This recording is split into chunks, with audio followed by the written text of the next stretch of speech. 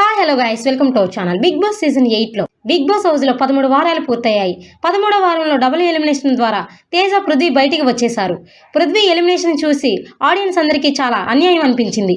ఈ వారం big Boss house నుండి బయటికి వెళ్లేందుకు అవినాష్ తప్ప హౌస్ లో ఉన్న కంటెస్టెంట్స్ అందరూ నామినేట్ అయ్యారు. వీరిలో అందరూ ఊహించినట్లుగానే గౌతమ్, నిఖిల్ మధ్య టాప్ 2 ఉంటుంది. ఇక ఆ తర్వాత దాదాపు అందరికీ ఒకే రేంజ్ ఓటింగ్ పడుతుంది.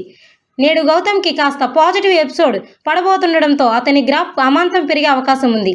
నిఖిల్తో సమానం కూడా అవ్వవచ్చు.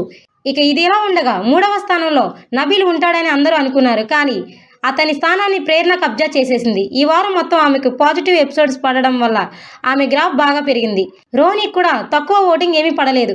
అవినాష్ నామినేషన్లో లేకపోవడం వల్ల అతని ఓటింగ్, అదేవిధంగా టేస్టీ తేజ ఓటింగ్ కూడా రోహిణికి పడుతుంది. వీళ్ళతో పాటు Bigg Boss season 7 runner Amardeep కూడా నిన్న రోహిణికి ఓట్లు వేయాలంటూ తన ఇన్స్టాగ్రామ్ స్టోరీలో అభిమానులను కోరాడు. కాబట్టి రోహిణికి కూడా ప్రేరణతో సమానమైన ఓటింగ్ పడుతుంది. ఏదో ఒక సందర్భంలో ప్రేరణని కూడా ఆమె దాటేయొచ్చు. 3వ స్థానం కోసం వీరిద్దరి మధ్య గట్టి పోటీ నడుస్తుంది.